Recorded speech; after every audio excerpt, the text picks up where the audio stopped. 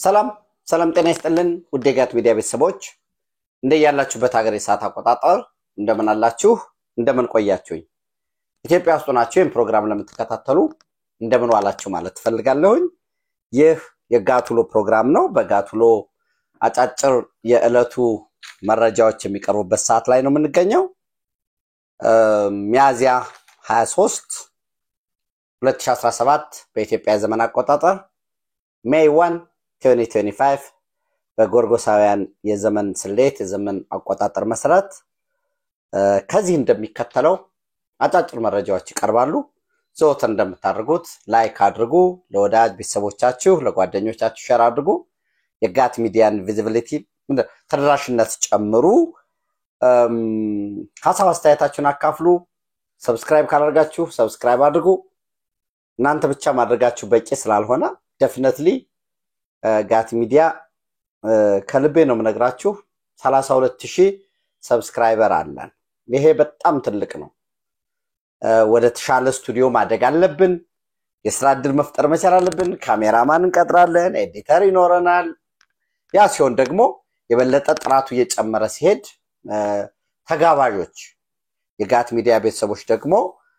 በአስተያየት መስጫ ላይ ሐሳብ አስተያየት ከመስጠት ባለፈ በተለያዩ ጉዳዮች ላይ ሐሳባቸውን የሚያንጸባርቁበት ይኖራል ተጨማሪ ፕሮግራሞችም የሚኖሩን ይሆናል ሶ ለዛ የሚሆን ድጋፍ አድርጉ በሱፐር ታንክስ በተለያየ መንገድ እየደገፋችሁ ነው ለዛ እጅግ በጣም አድርጌ አመሰግናችኋለሁ ዛሬ በኢትዮጵያ ሚያዝያ 23 ነው አስቀድሜ እንደነገርኳችሁ ሜይ 1 ነው የላባደሮች ቀን ነው እንግዲህ ላባደር ወዛደር ክርክሮች አሉት አንዳንዶቹ የለም ወዙ ይሄው ታይዋለህ ከሌን ታያታለህ ከሊትን ወዙ አጨፍ ብሏል ወዙ ምናምን ሲባል ወዝ ማለት ከምቾት ከድሎት የሚመጣ ነው የሚሉ አሉ ሰው የጉልበት ስራ ሲሰራ ሲቆርጥ ሲያጭድ ሲፈልጥ ሲያርስ እነኚህ ከባድ የሆነ ስራዎች በሚሰራበት ጊዜ የሚመጣው ወዝ ሳይሆን ላብ ነው ስለዚህ በላቡ የሚያድርና በወዙ የሚያድር ይለያያሉ ኦፍ ኮርስ ይሄ በፈረንጆችም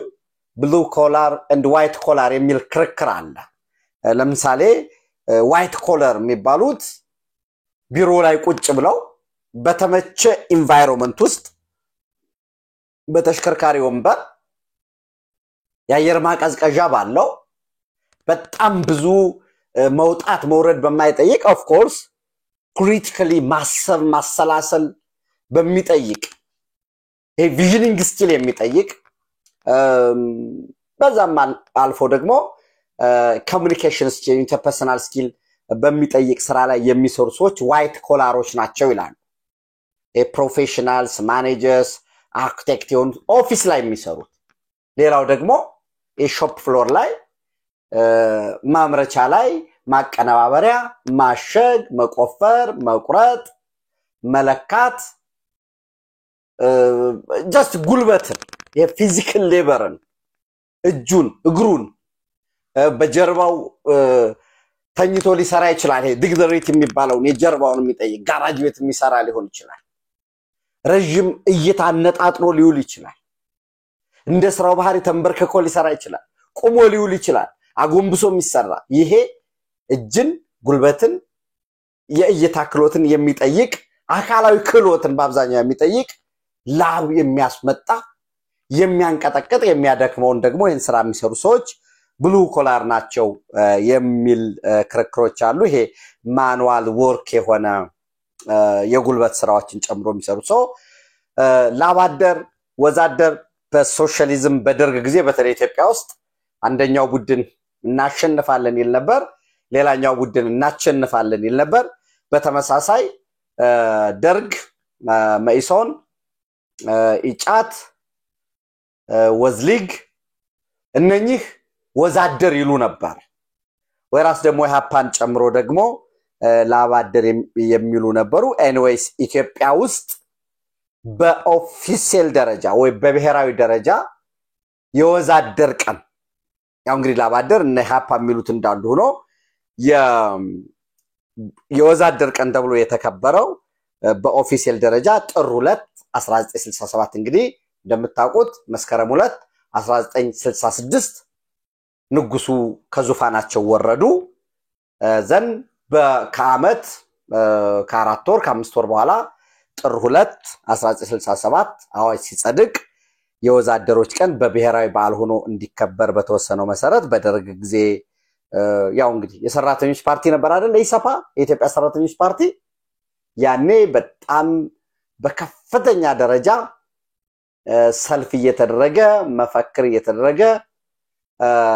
በየትሬድ ዩኒየንስ የሚባለው ይቅርታ የሰራተኛ ማህበር የሚባለው በጨርቃ ጨርቅ ፋብሪካዎች በርሻዎች በጣም ብዙ የመንግስት እርሻዎች ስለነበሩ ከዛ ከታች ከመሰረተ አደረጃጀት ጀምሮ እስከ ኢትዮጵያ ሰራተኞች ማህበራት ኮንፌዴሬሽን ድረስ ባለው በጣም በከፍተኛ በስፖርታዊ ውድድር በሰልፍ በኪነት ያው ከፓርቲው አንፃር ይከበር ነበር ከዛ በኋላ ያው እንግዲህ አብዮታዊ ዲሞክራሲ መጣ አብዮታዊ ዲሞክራሲ ሰራተኛውን ወይ ወዛደር የሚሆን ላባደር ወዛደር አይሉም ሰማት ላባደርም ያው ሜይዴን እንደ ላባደር ቀን ቆጥረው ነገር ግን አብዮታዊ ዲሞክራሲ በባህሪው የሰራተኛ ማህበራት ፌዴሬሽን እንዲኖር ቢፈቅድም አብዮታዊ ዲሞክራሲ የማይቆጣጣራቸው ወይንም በሌላ መልኩ ፓርቲው የማይቆጣጣረው ነፃ አደረጃጀት እንዲኖር ስለማይፈቅድ ላጎቱም ስላልነበረ በሙሉ አደረጃጀቶች የሰራተኞች አደረጃጀት ብቻ ማለት አይደለም በነገራችን ላይ ወደ ካፒታሊዝሙ ዓለም ስንሄድ ደግሞ በጣም የተለየ ነው ሰራተኛውን አትደራጅ አትሉትም እንዲደራጅ ታረጋላችሁ ሰራተኛ ሲደራጅ የሚጠይቀው ጥያቄ አለ ምንም ይሄ ዲፎልት ነው ደሞዝ ይጨመርልን ጥቅማ ጥቅም ይጨመር እረፍት ይሰጠን የሥራ ሰዓት ይቀነስ ወዘተረፈ ነው የማኔጅመንቱ ኢንተረስት ደግሞ ይታወቃል የሥራ ሰዓት ይጨመር ጥቅማ ጥቅም ይቀነስ ምርትና ምርታማነት ይደግ ብክነት ይቀንስ which means efficiency ውጤታማነት ሃይ የሆነ አውትካም ኢፌክቲቭነስ ይጨምር የሚለው ሁለቱ የተለያየ ኢንተረስት አላቸው የሰራተኞች ፌዴሬሽን ወይ የሰራተኛ ማህበር አባል የነበረ ሰው ሰብሳቢ የነበረ ሰው የድርጅቱ ስራ አስኪያጅ ሲሆን ጎሉ ይቀየራል ኤምፓቲ የሚባለው ለዛ ነው ያለህበት ጫማ ነው የሚወስነው the level of thinking that you have depends on the shoe you wear ሚሉት ለዛ ነው anyways አሁን ዛሬ ኢትዮጵያ ውስጥ ከታች ከጥቃቅን ከመካከለኛ ከፍተኛ የሚባለውን ጨምሮ በኢትዮጵያ አየር መንገድ በኢትዮ ቴሌኮም በፋብሪካዎች ሲሚንቶ ፋብሪካም ኬሚካልም በዛ አካባቢ ሰራተኞች አሉ ምንም ጥርጥር የለውም ለሰራተኛው የተሻለ ደሞዝ የተሻለ ጥቅማ ጥቅም የተሻለ ኑሮ ሊኖር የሚችለው ድርጅቱ ውጤታማ ሲሆን ነው ድርጅቱ ሲያተርፍ ነው ኢትዮ ቴሌኮም አትራፊ ከሆነ ተወዳዳሪ ከሆነ ብክነትን ቀንሶ ውጤታማ ሊሆን የሚችለው አንድ ተቋም ትርፋማ ሊሆን የሚችለው ሰራተኛው ደስተኛ ሲሆንና በአካል ሳይሆን በመንፈስም በተቋም ውስጥ ሲኖር ፊዚካል ዲስፔንሰሪ ቪዚት ሳይሆን ተቋሙ የኔ ነው ብሎ እንግዲህ ወደ ማኔጅመንት ወደ ሊደርሺፕ ሲሄድ አሁን ቲዮሪ ዜድ ደርሷል እኔ የምሰራበት ተቋም እኔ ብቻ አይደለሁም መቀጠር ያለብኝ ኢቭን እኔ ስለቅ ልጄን አንድ ልጄን ወይ ሁለት ልጄን የማስቀጠር እድል ሁሉ የመስጠት ይሄ እንግዲህ ኒው አፕሮች የሆነ በድርጅቱ ውስጥ ለምሳሌ ነገ ኢትዮ ቴሌኮም ላይ ሸር ሊሸጥ ነው ለምሳሌ እየሸጠ ነበር ለህዝብ አሳውቋል ያኔ ለህዝብ ብቻ መሸጥ ሳይሆን እያንዳንዱ ሰራተኛ መግባባት ላይ መድረስ መቻል አለበት ሸር እንዲገዛ 10 ሸር ሊሆን ይችላል 15 ሸር ሊሆን ይችላል ለምን አትራፊ ሲሆን ውጤታማ ሲሆን ደንበኛ ሲያስተናግድ ምን ሲል ከኖርማል ደሞዙ ባለፈ በዲቪደንድም ስለሚያገኝ እንግዲህ ኢምፓወርድ የማድረግ የድርጅቱ ባለቤት የማድረግ ሁሉ ወደ እነዛ እየሄደ ነው ዞሮ ዞሮ ባለው የኑሮ ውድነት እንደምታውቁት ብዙ ስብስብም አይደለም ጉልበት ርካሽ ነው ማጨድ መቁረጥ መለካት በተለይ ኢንዱስትሪ ዞኖቻችን ገና ያላደጉ ተስፋ ያላቸው ኢንዱስትሪያል ፓርኮች አሉ ሐዋሳም ባህር ዳርም እነዚህን ከምቦልቻም ያሉትን ወደፊት ደግሞ ማስፋት መቻል አለብን ጎንደር ኢንዱስትሪያል ፓርክ ያስፈልገናል ደብረ ብርሃን ያለው መስፋት አለበት የመቀሌ ኢንዱስትሪያል ፓርክ ሁመራ ያለውን በደንብ ማስፋት አለበት እንደየአካባቢው ጸጋ መሰረት አድርገን በጣም ከፍተኛ የእንስሳት ቁጥር ባለበት የአባተርስ የስጋና የስጋ ተዋጽኦ ኢንዱስትሪያል ፓርክ ማቋቋም መቻል አለበት ከፍተኛ ፍራፍሬ ባለበት የጁስን ጨምሮ ያንን ፕሮሰስ የሚያደርግ የቆይታ ጊዜውን ሸልፍ ታይሙን የሚያራዝም በዛ ሂደት ጉልበት ላይ የሚሰሩ ደሞዛቸው ትንሽ ስለሆነ ቢያንስ ደሞዛቸው እንኳን ትንሽ ቢሆን ሰብሲዲ የሆነ ወተት የሚያገኙበት ሰብሲዲ የሆነ ምግብ የሚያገኙበት ለሰራተኞች ኢንዱስትሪዎች ኢንዱስትሪያል ፓርኮች ለኢንዱስትሪው ብቻ ሳይሆን ሸዶች መገንባት ያለባቸው ሰራተኛውም በተመጣጣኝ ኦልሞስት በ4 ብር 10 ብር 20 ብር ድረስ ሊከራዩ የሚችሉ ቤቶችን መገንባት እዛው ውስጥ ዘን ኢንዱስትሪው አልሚው ሲመጣ የኢንዱስትሪዎች ፓርኮች ኮርፖሬሽን የሚባለው ለምሳሌ ህንጻዎችን ገንብቶ እንደ ሁኔታው 20 30 ሚይዙ እዛው ውስጥ ኢንዱስትሪያል ፓርክ ውስጥ ምን ያህል ሰራተኛ ሊቀጠር ይችላል የሚለውን ያንን አስቦ ከቀጥ ዘን ሲያስተላልፍ ለባለ ኢንዱስትሪያሊስቶች ሲያስተላልፍ ህንጻ ጨምሮ ያስተላልፍላቸዋል 1000 ሰራተኛ ከሆነ የሚቀጥረው የ1000 ህንጻ ጨምሮ ያስተላልፍለታል ማለት ነው ሶ ያ ኢንዱስትሪያሊስት ባነሰ ዋጋ ያው በጣም የቤት ክራይ ዋጋው ውድ ከሆነ ኮስት ኦፍ ፕሮዳክሽን ውድ ሊሆን ነው አነስ ባለ ዋጋ ግን ለኢንዱስትሪያል ፓርኮች የሚከፍልበት ውሃ የውሃው ጉዳይ የመብራት ጉዳይ እነዚህ ኢንዱስትሪ ፓርክ ውስጥ ሰብሲዲ ነው የሚገቡት ይሄ የሚደረግበት በዛው አካባቢ የስራ ዕድልም ተፈጥሮ በቅንጅት ወተት በሰብሲዲ ድርጅቱ ሻይም ያ ብቻም አይደለም ደግሞ ሰራተኞች እዛው ውስጥ ኖረው ነገ ጉልበታቸው ያልቃል ጦረታም ይወጣል በተለያየ ምክንያት ሲሰናበቱ ደግሞ ነገ እንዳይቸገሩ ደግሞ አሁንም በሰራተኛ ማህበራትም ይሁን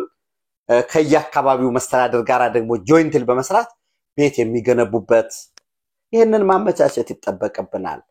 የግድ ሰራተኛው በልቶ ማደር አለበት ልጆቹን ማስተማር አለበት ልጆቹን እንዲያስተምር ደግሞ ኢንዱስትሪያል ፓርክ ውስጥ የኢንዱስትሪ ፓርኮች ኮርፖሬሽን ትምህርት ቤቶችን ሊያመቻች ይችላል ሶ ኢንዱስትሪያል ፓርክ ውስጡን አያይዞ ከቪየትናም ከታይዋን ከማሌዥያ ከኢንዶኔዥያ ከህንድ ሰፋፊ ትምህርቶችን ልንማር ይገባል እሱን ስናደርግ ስቴብል የሆነ ኢኮኖሚ ይኖረናል እሱን ስናደርግ ሰራተኛው አስተማማኝ ሆኖ ደከመኝ ሰለቸኝ ሳይል ይሰራል ያኔ ድርጅቱም እያተረፈ ይላል ኤኒዌይስ በላባችሁ በድካማችሁ የላባችሁን የወዛችሁን ፍሬ ለምትበሉ ሁሉ በአገር ውስጥም በውጭም ላላችሁ መላው የኢትዮጵያ ልጆች ኢትዮጵያውያን እንዲሁም ደግሞ መላው የሰው ልጅ ሁሉ እንኳን አደረሳችሁ ለላባደሮች ለወዛደሮች ከማለት ፈልጋለሁ እንግዲህ ወደ ታሪኩ ስንመለስ ሜይ 1 1889 ኦልሞስት ከንቀንሰው ከ18 ከመቶ አሁን ያለነው 2025 ነው 2025 ሲቀነስ 1889 ያ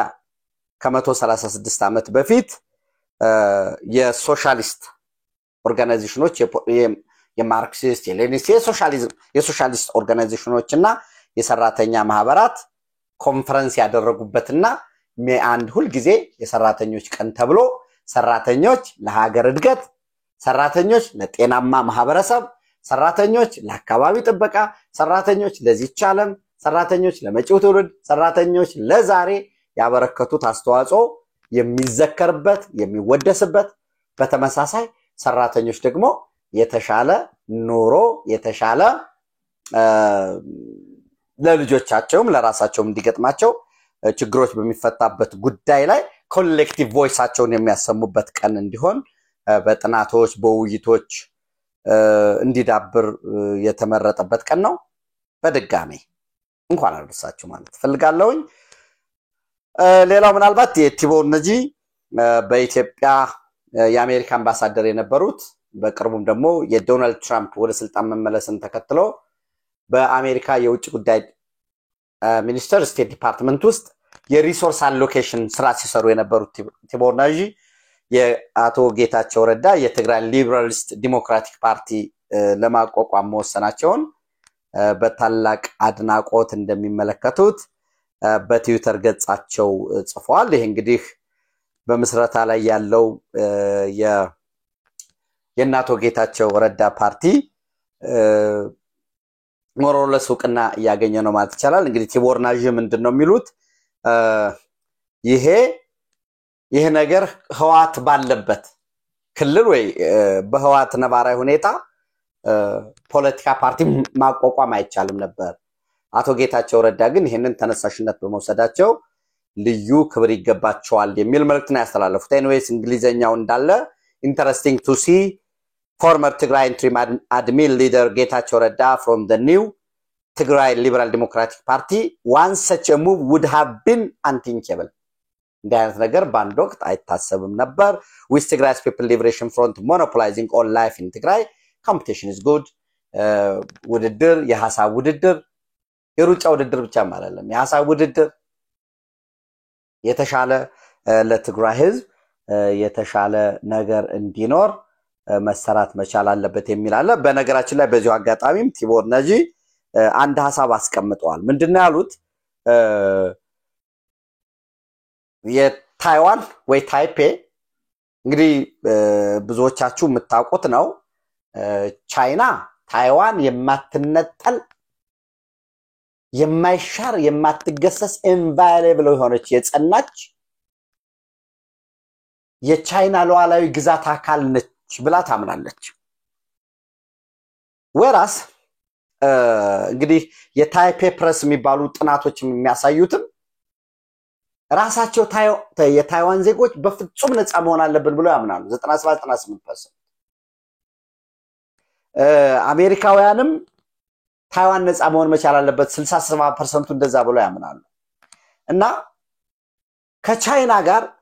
የጠበቀ ግንኙነት ለመመስረት እየሞከረች ነው ሶማሊያ። ለምን ይሄን ማድረግ የምትፈልገው?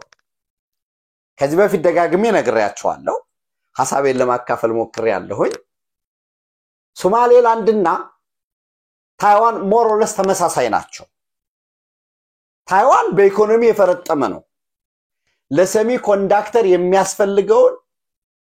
ምርት በአመት በተከታታይ በአለም ላይ በመግዛት አንደኛ ነው። ሰሚ ኮንዳክተር ቺፕ ደግሞ አሜሪካን ጨምሮ አውሮፓን አጠቃላይ ለኮምፒውተሮች ለስልኮች ለዚህ ለማቀዝቀዣ እንኳን ኤር ቬንቲሌተር ሆኖ ለሚያገለግሉ በሙሉ ይህን ሰሚ ኮንዳክተር የሚያመርቱት እነሱ ናቸው። ሌሎች ያመርቱትም ይያልኳቸው አይደለም። በአለም ላይ የሰሚ ኮንዳክተር ትልቅ አምራች ሀገር ነው ታይዋን። በኢኮኖሚ የበለጸገ ነው። ደሴት የነበረ ነው። ያው እንግዲህ ለምን ሆነ የሚባለው ከማዕከላዊ መንግስት ያኔ የማው ከገጠር ተነስተው እየገፉ ወደ ቤጂንግ ሲሄዱ በምላሹ ምንድነው ያደረጉት? ወደ ታይዋን ሄዱ፣ ወደ ታይፔ። እዛ ሄደው መንግስት መሰረቱ። የማው ሶሻሊዝም ስለነበረ አሜሪካ እውቅና አልሰጥም ለዋናው ታይዋን አለ ለሰፊው ኦልሞስት ወደ 600 ሚሊዮን አካባቢ ለነበረው እንደን በኋላ ላይ በነበረው ድርድር በነበረው ውይይት የተደረገው ምንድነው በዩኤን ሪዞሉሽን ዩናይትድ ኔሽን ጀነራል አሴምብሊ ሪዞሉሽን 2758 በሚባለው ስምምነት መሰረት ታይዋን ይዛው እንደ ሀገር ይዛው የነበረው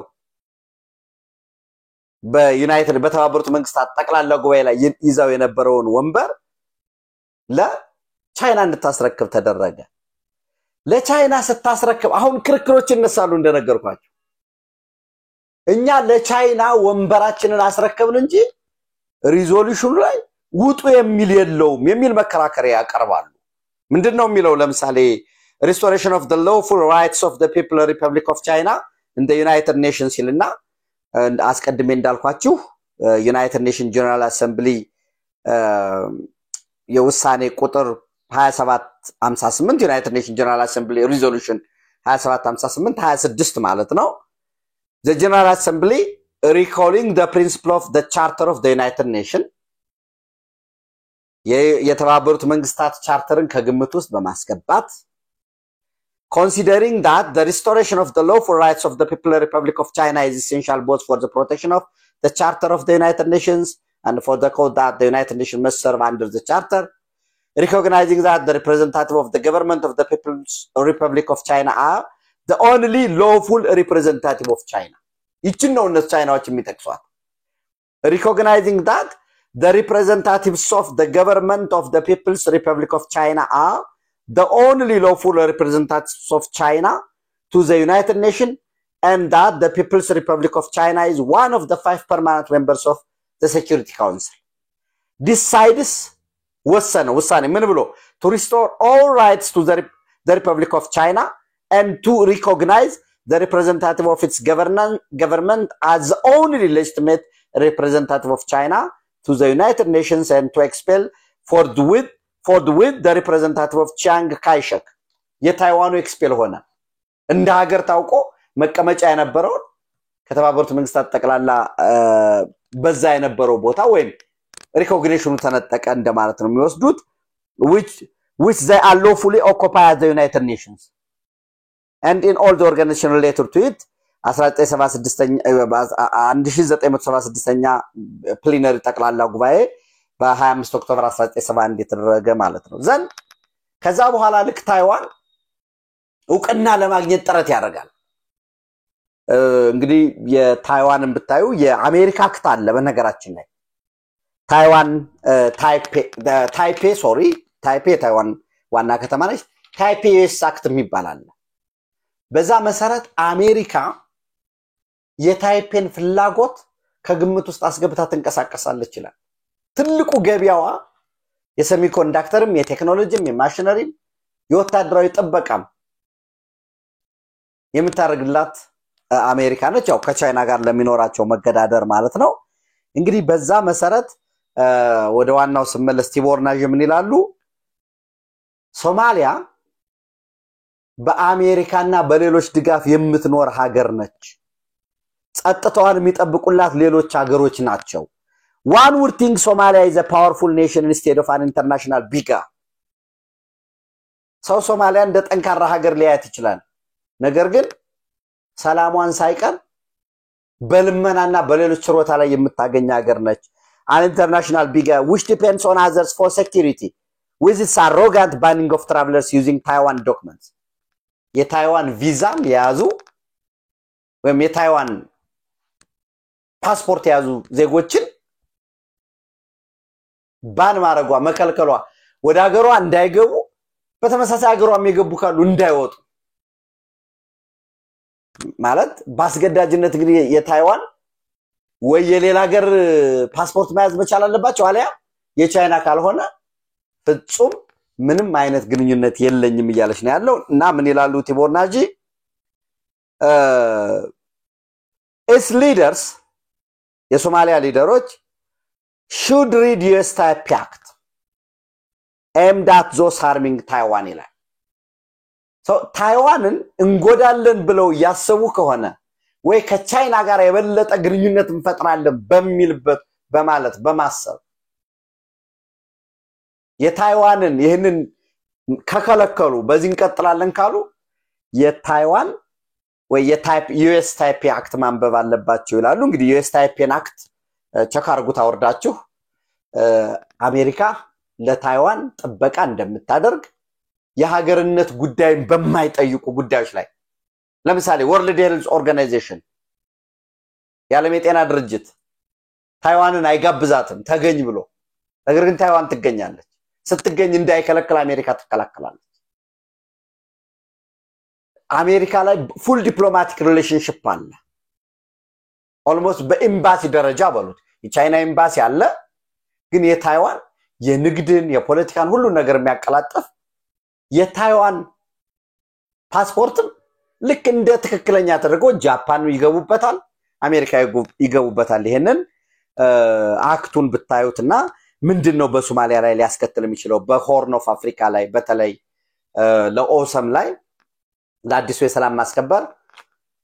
ተጨማሪ 8 ሰራዊት ያስፈልጋል ተብሏል። አሜሪካ ለሶማሊያ ከአጋሯ ከታይዋን ጋር በዚህ ደረጃ የሆነች ተጨማሪ በጀት ያወጣሉ ወይ? ቻይና ታዋጣ የሚል ነገር ሊመጣ አይችልም ወይ? በተመሳሳይ ቻይና ጅቡቲን ከጎኗ ለማሰለፍ ጥረት እያደረገች ኦልሞስት ያው አማራጭም የለውም። ጅቡቲ ከፍተኛ ዕዳ አለበት። ሶቨሪን ዴብት ወይ የሉዓላዊነት ዕዳ ሁሉ የገባን ሶማሌላንድ በቻይና ምክንያት ለኤስኤስሲ ካቱሞ የሶል ሰነካይን የሚባለውን እያስታጠቀች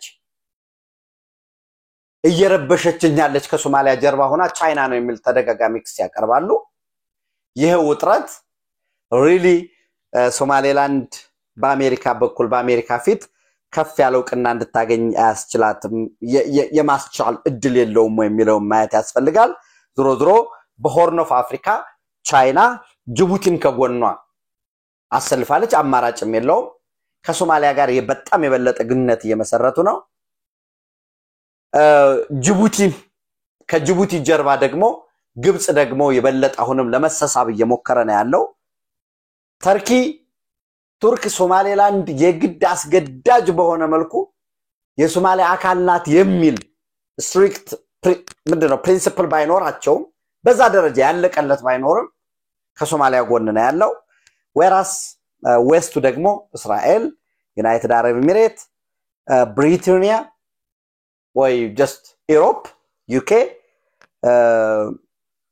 አሜሪካ አለየለትም። ግን አሜሪካ ምን እያለ ነው ያለው? ወደ ቻይና ስላዘነበለ ግብጽ አዲስ ጥያቄ ይዞ ነው የመጣው ያለው። በዚህ ጥያቄው በስዊዝ ካናል ላይ የአሜሪካ የጦርና የንግድ መርከቦች ያለምንም ክፍያ እንዲተላለፉ ሊፈቀድላቸው ይገባል የሚል ጥያቄ ተነስቷል። በዛ ጥያቄ እስካሁን ከግብጽ ኦፊሻሊ ምላሽ አልተሰጠም። የፓርላማ አባላት የሲቪክ and community based organization የነዛ አስተባባሪዎች ኃላፊዎች ፕሮፌሽናልስ ይሄ ፍጹም መረን የለቀቀ ነው የሚል አስተያየት እየሰጡ ነው። እሱን ከዚህ በፊት ወደ እናንተ አድርሻቸዋለሁ። በዚህ ሁኔታ ኢትዮጵያ የት ነው ያለች ሲባል እንግዲህ ራሽያ የሶማሌላንድ በርበራ ወደብን የመጠቀም ፍላጎት አሳይታ ነበር። ነገር ግን ሶማሌላንድ ወይ ሃርጌሳን አልፈቀደችም። ስለዚህ ሽፍት አድርገዋል ማለት ነው ራሽያ ወደ ዋናው ሶማሊያ ያው ከቻይና ጀርባም ስለሆነ እሱ መደገፋቸው አይቀርም። ለሃውቲ ለጸረ ሃውቲ ውጊያ ሶማሌላንድ በተለይ በርበራ ኤርፖርት ወሳኝ ሆነ ነው። መንደርደሪያውም በቀዝቃዛ ዓለም ጦርነትም በከፍተኛ ደረጃ ያገለገለ ስለሆነ በዚህ ሂደት ኢትዮጵያ በየትኛው በኩል ነው የሚለው ነገር እንግዲህ አንዳንድ መረጃዎች በትክክል የዲፕሎማቲክ ሶርስ መረጃዎች የሚያሳዩት ቻይና ለጅቡቲ ጥያቄ አቅርባ ነበር። ለኢትዮጵያ ኢትዮጵያ የምታለማው የባህር በር እንድትሰጣት የሚል ጥያቄ አቅርባ እንደነበረ ነገር ግን ከጅቡቲ በኩል መልካም ምላሽ እንዳልተገኘ ከዛ ይልቅ ጅቡቲ ወደ ግብጽም የመሰሳብ እነዚህ ጉዳዮች እየታዩ ነው። የኢትዮጵያ መንግስት ደግሞ ዝሮ የቀይ ባህርን ጉዳይ የቀይ ባህርና የኤደን ባህረ ሰላጤ ተዋሳኝ ሀገራት ጉዳይ ሳይሆን የዓለም አቀፍ ማህበራት የዓለም አቀፍ የሱፐር ፓወርስ ለላ ኃያል የሚባል ሀገራት አጀንዳ እንዲያደርጉት የተደረገበት ሁኔታ ነው ያለው። ያካሄድ ለምሳሌ ቻይና ከሶማሊላንድ ጋር ያደረግነውን ስምምነት አልተቃወመም። ኢትዮጵያ ብታገኝ ፍላጎት ነው። ትሬድ ፓርትነር ነች ኢትዮጵያ። ሶስተኛ ፎሬን ዳይሬክት ኢንቨስትመንት መዳረሻው ነች በአፍሪካ። አልደገፈም። ሶማሊላንድ የሀገርነት ዕውቅና እንድታገኝ አይፈልግም። በተመሳሳይ የታይዋን ኬስ ስላለበት በነገራችን ላይ ኢትዮጵያ እኮ ለኤርትራ ዕውቅና ይሰጥ ሲባል እኮ የተባበሩት መንግስታት አገራት እኮ በሙሉ በዩናይትድ ኔሽን ጀነራል አሰምብሊ ያሉት ኖ ለኤርትራ የሀገርነት ዕውቅና መስጠት የለብንም የሌሎችንም ተገንጣዮች ያበረታታል የሚል መከራከሪያ ሲይዙ ስልጣን በለለው ምንም በማያገባው ሁኔታ የሽግግር መንግስት ፕሬዝዳንት የሆነው መለስ ዜናዊ ነው በፍጹም ገንጥሉልን ኤርትራን ሀገር አርጉልን የተባበሩት መንግስታት ይምጣና የህዝብ ውሳኔውን ይሳተፍልን ያለው በወቅቱ ደግሞ ፑትሮስ ጋሊ የግብፁ አስቀድሞ የውጭ ጉዳይ ሚኒስትር የነበረው ኤርትራ እንዲገነጠል ሲደግፍ የነበረው በኋላ ደግሞ የተባበሩት መንግስታት ድርጅት ዋና ጸሐፊ ሆነው እሱን መርሳት የለብንም በኋላም የአልጄሪያ ፕሬዝዳንት ደግሞ አልጀርስ ላይ ደግሞ አሸማጋይ ሆኖ ይመጣል በኤርትራ ንቅናቄ ወቅት የውጭ ጉዳይ ሚኒስትር ሆኖ ለታጣቂዎች ሲረዳ የነበረ በኋላ ጠርቶ ደግሞ ኢትዮጵያ የባህር በር እንዳታነሳ ሆነም አድርጎ የቆለፈበት ሁኔታ አለና የታይዋን ሀገርነት ጥያቄ ስታነሳ ያለም ሀገራት አይደግፉትም የሶማሌላንድ ጉዳይ ሀገር ትሁን ሲባል ኖ ሶማሌላንድ ሀገር ከሆነች የአፍሪካ ተጨማሪ ሀገር ከሆነች በሌሎች አካባቢ ያሉትንም የታጠቁ የመገንጠልን ያበረታታል የሚል ስጋት አላቸው ቻይና ኢትዮጵያ ባህር በር እንድታገኝ ችግር የለባቸው ሶማሌላንድ ግን ሀገር እንዲሆን አይፈልጉም በተለይ ከሶማሌላንድ ጋራ ከ2020 ጀምሮ ከዛሬ 5 ዓመት በፊት ጀምሮ ታይዋንና ሶማሌላንድ የጋራ የሆነ የወኪል ጽፈት ቤት የሪፕሬዘንታቲቭ ኦፊስ ያላቸው ታይዋን የሶማሌላንድን የጤና ዘርፍ በከፍተኛ ሁኔታ የምትደግፍ ሀገር ነች እንዲያውም በምስራቅ አፍሪካ ደረጃ የሚባል የሴንተር ኦፍ ኤክሰለንስ የሆነ ሆስፒታል ለመገንባትም ጥረት እያደረጉ ነው ያሉት ዞሮ የሶማሊያ የታይዋንን ፓስፖርት መከልከል የት ያደርሳል በቀጠናው ፖለቲካስ ምን አይነት ኢምፕሊኬሽን ይኖረዋል በተለይ የጸረ አልሸባብ ትግሉን እንዲያፋጥን የሚጠበቀው በአውሶም ድጋፍ ላይ የገንዘብ ድጋፍ ላይ ምን አይነት ኢምፕሊኬሽን ይኖረዋል የሚለውን ማየት ይጠበቅብናል ሪሊ አሁን ቅርቃር ውስጥ ነው የገባችው ሶማሊያ ይሄንን ታይዋን አድቮኬት እያደረገች ነው ሶማሊያ የጣለችብኝን ማዕቀብ እንድታነሳ ጥረት አድርጉ ክልከላውን የታይዋን ፓስፖርት ያዙ ወደ ሀገሯ እንዳይገቡ ምክንያቱም ኤርስፔሱን በነገራችን ላይ እየተቆጣጠረው ያለው ደግሞ የሶማሊያ መንግስት ነው ዶክመንት በሙሉ ይልካል ሶማሌላንድ ነፃ ሀገር ስላልሆነ ኤርስፔሱ በሶማሊያ ውስጥ ነው ያለው ለምሳሌ የኢትዮጵያ አየር መንገድ ወደ ሀርጌሳ ሲበር ለሶማሊያ ሲቪል አቪዬሽን ባለስልጣናት የሚበሩ ወደ ሀርጌሳ የሚጓጓዙ ተጓዦቹን አስቀድሞ ይልካል ከሌ ዜግነት ሲል ታይዋን የሚል ከሆነ እሱን ይዘህ እንዳትመጣ ይባላል ማለት ነው የኤርስፔስ ኤር ሶቨርኒቲው በሶማሊያ ውስጥ ስላለ ኮንትሮሊንግ ሲስተሙ ማለት ነው በዚህ ምክንያት ወደ ሶማሊያ እንዳይሄዱ ማስጠንቀቂያ እየሰጠነ ያለው የተጣለብን የፓስፖርት ክልከላ እንዳይጠቀሙ የተጣለው እንዲነሳ እንዲያስተባብሩላት በተመሳሳይ ጥሪ እያቀረበች ነው ያለችው ኦኬ ይሄንን አንስቻለሁኝ ካለች መልሳ ከቻይና ጋር ልትጋጭ ነው ምክንያቱም የቻይና የውጭ ጉዳይ ሚኒስትር የቻይና መንግስት በከፍተኛ ደረጃ የሶማሊያን አቋም እንደሚያደንቅና እንደሚደግፍ መግለጫ አውጥቷል ማለት ነው ይሄንን ምን አይነት ኢምፕሊኬሽን ይኖረዋል የሚለውን በደንብ ማየት ያስፈልጋል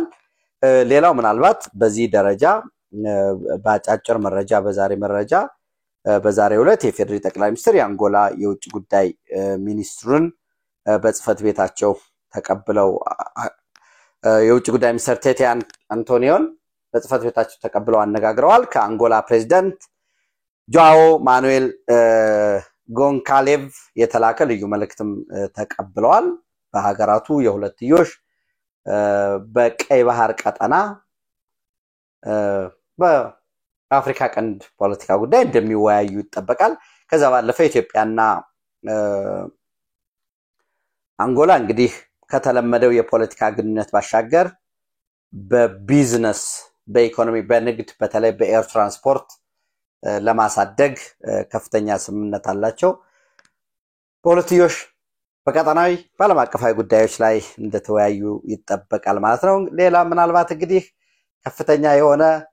የሳት ቃጠሎ እስራኤልን እየፈተናት እንደሆነ ወደ ሳቱም ወደ ዋና ከተማዋ ቴልአቪቭ እየተዛመተ እንደሆነ እየተዘገበ ነው።